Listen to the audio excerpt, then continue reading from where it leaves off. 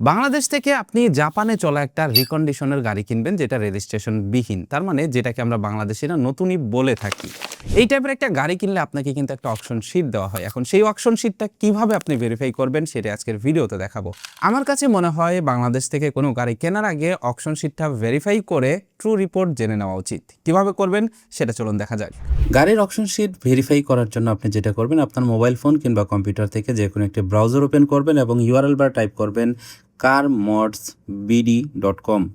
আপনারা চাইলে অন্যান্য ওয়েবসাইট থেকেও কিন্তু এটা ভেরিফাই করতে পারেন, তবে আমি carmodsbd থেকে করেছি তাই আমি এটা দেখাচ্ছি এবং এটা কোনো স্পন্সর ভিডিও নয়। তো এবার আপনি যেটা করবেন, এখানে আসলেই দেখতে পারবেন এদের শুরুতেই auction sheet verification of Japanese car.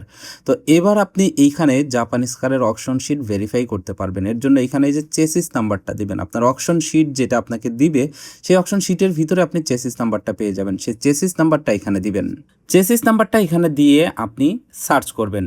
Search লেখাতে ক্লিক করলে দেখতে পারবেন এইখানে আপনার গাড়ির ডিটেলসটা চলে আসবে। যখন আপনি চেসিস নাম্বার দিয়ে সার্চ করবেন দেখতে পারবেন আপনার সামনে ঠিক এরকম একটা ইন্টারফেস চলে আসবে, যেখানে লেখা থাকবে আপনার গাড়ির নাম, গাড়ির মডেল এবং গাড়ির কালার। তো এবার আপনি দেখতে পারবেন এখানে click on the chassis image to get the true report. তো আপনি এখান থেকে যে চেসিস নাম্বারের যে ইমেজটা আছে এই ইমেজটাতে ক্লিক করবেন। ইমেজটাতে ক্লিক করলেই দেখতে পারবেন এইখানে আপনাকে কিছু ইনফরমেশন দিতে বলবে এবং পেমেন্ট করতে বলবে। এই জায়গাটিতে আপনি আপনার নাম, email address, mobile number, country এবং আপনার অ্যাড্রেস দিয়ে নিচের এই টার্মস অ্যান্ড কন্ডিশন এই লেখাটিতে টিক মার্ক দিয়ে পারচেস লেখাতে ক্লিক করবেন।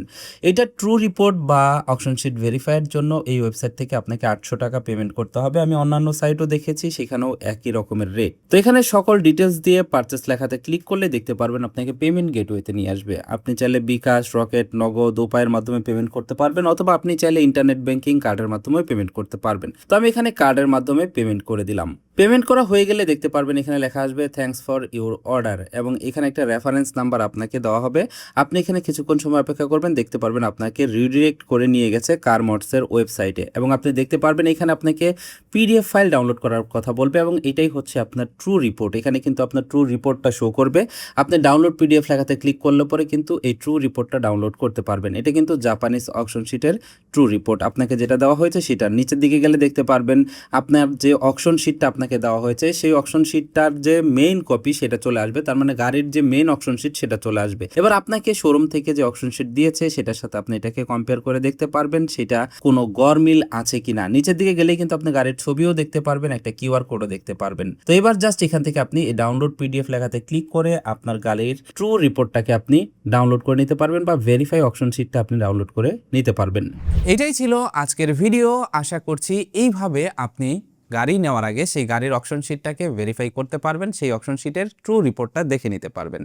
ভিডিওটা কেমন লাগলো কমেন্ট করে জানাবেন, ভালো লাগলে বন্ধুদের মাঝে শেয়ার করবেন। That's it for now, take care, bye by.